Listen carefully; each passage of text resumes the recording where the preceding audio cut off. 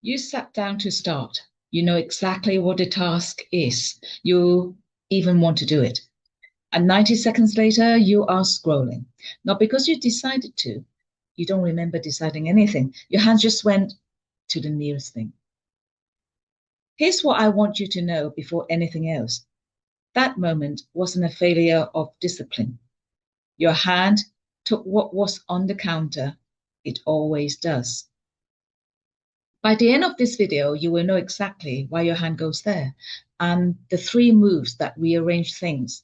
So starting becomes the thing within reach. Hello, I'm Mei Yee. I'm a clinical hypnotherapist and a performance coach.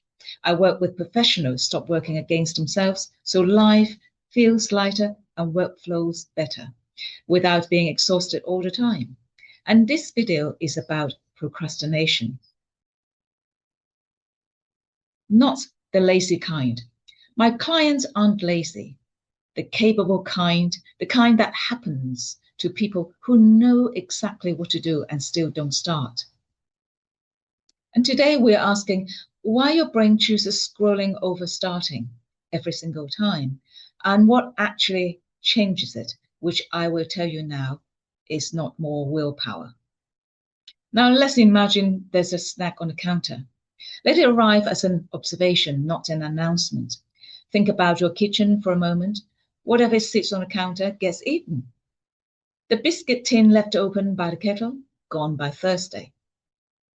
The fruit in the drawer, the fruit you bought, the fruit you actually want to be eating, sits there going soft. Not because you prefer biscuit, because the counter is what your hands needs first. Scrolling is the biscuit tin. It is out, it is open, it is exactly where your hand already is. And the task matters. The report, the message, the plan, that's the fruit in the drawer. Wanted, intended, one small barrier out of reach. Now here's the parts that change things. Researchers who study habits found that huge share of what we do each day, around 40%, isn't decided at all. It runs on repetition, cue, action, done. The phone on the desk is a cue. The open tab is a cue. By the time your deliberate mind walks into a room, your hand is already in the tin.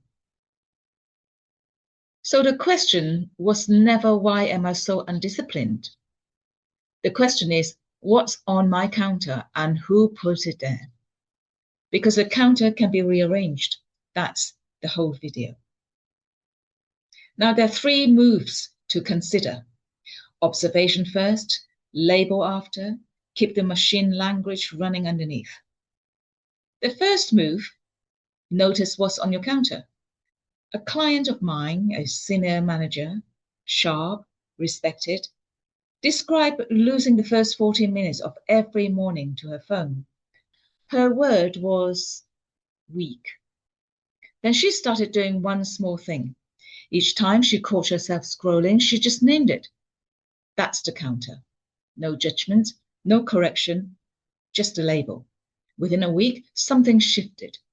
Not the scrolling at first, the shame. The pattern stopped being a verdict about her character and became a layout she could look at. And you can't rearrange a kitchen when you're busy being ashamed of.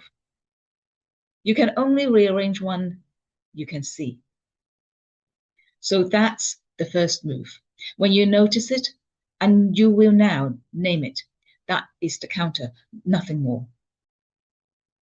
The second move is put the phone in the drawer.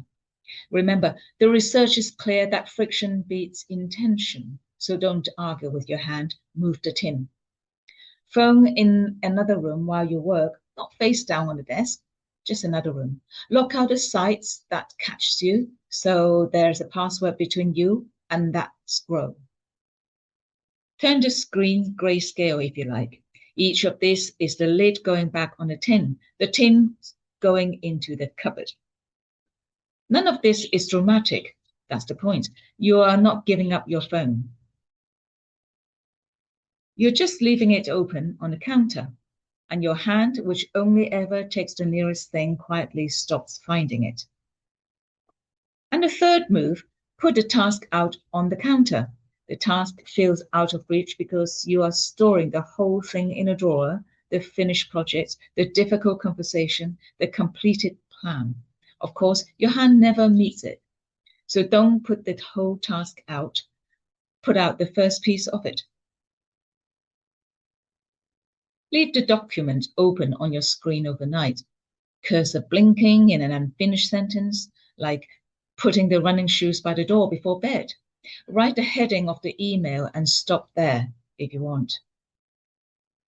The research on habit shows the starting is the hard part. Once the first action is within reach, continue costs almost nothing.